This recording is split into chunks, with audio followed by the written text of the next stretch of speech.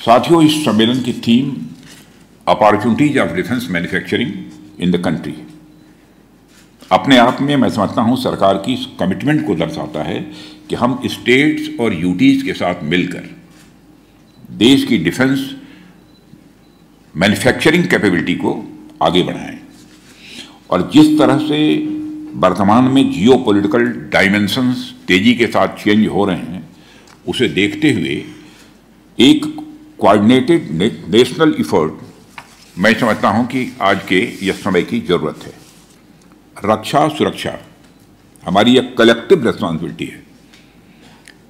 Defence sector को मजबूत करना केवल किसी एक संस्था अथवा किसी एक सरकार का काम नहीं, बल्कि पूरे भारत का एक साझा संकल्प है।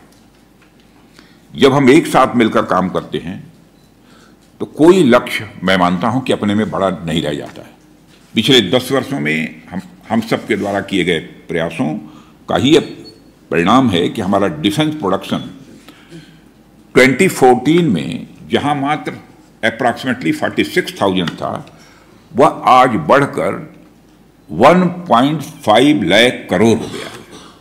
भारत डिफेंस सेक्टर जो 10 वर्ष पहले 1,000 करोड़ से कम का था, आज वह बढ़कर 23,500 करोड़ रुपए से अधिक का हो गया। 1,000 से बढ़कर अप्रॉक्सीमेटली 24,000 करोड़ तक का हो गया।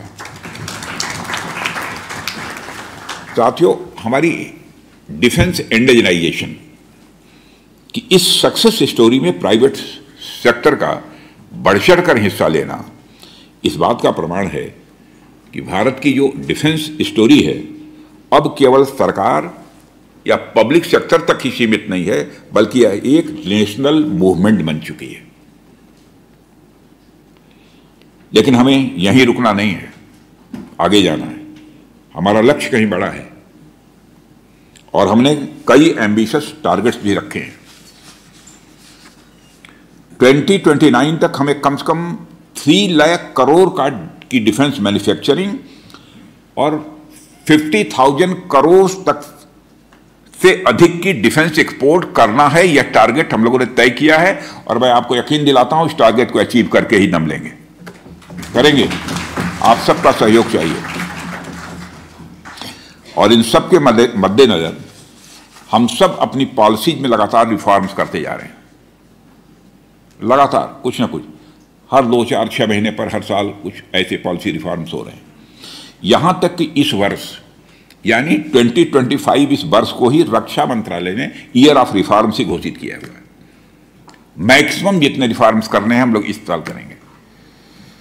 जाहिर सी बात है कि हमारे लक्ष्यों को सभी स्टेट्स और सभी यूटीज के सम्मिलित प्रयासों के माध्यम से ही प्राप्त किया जा सकता है। रक्षा मंत्रालय ने अनेक ऐसे कदम उठाए हैं जिनका स्टेट गवर्नमेंट्स लाभ उठा सकती हैं। उदाहरण के तौर पर डिफेंस एक्विजिशन प्रोसीजर 2020 एवं डिफेंस प्रोक्योरमेंट मैनुअल 2025, जिसमें डोमेस्टिक मैन्युफैक्चरिंग को बढ़ावा देने के प्रोविजन किए गए हैं।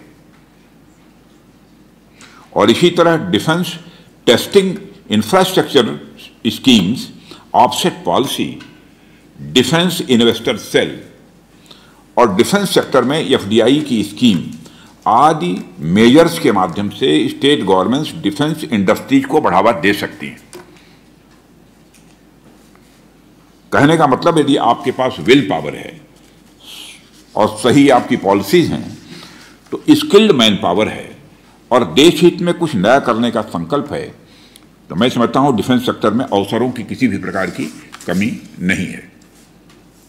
इसलिए मैं आप सभी से अपेक्षा करता हूं कि आप डिफेंस कॉरिडोर से कहीं आगे बढ़ते हुए अपने अपने राज्यों में डिफेंस इकोसिस्टम को मजबूत करने के लिए नए विचार और नई योजनाओं को लेकर आप आगे बढ़ें। रक्षा मंत्रालय हमेशा आपके साथ खड़ा है।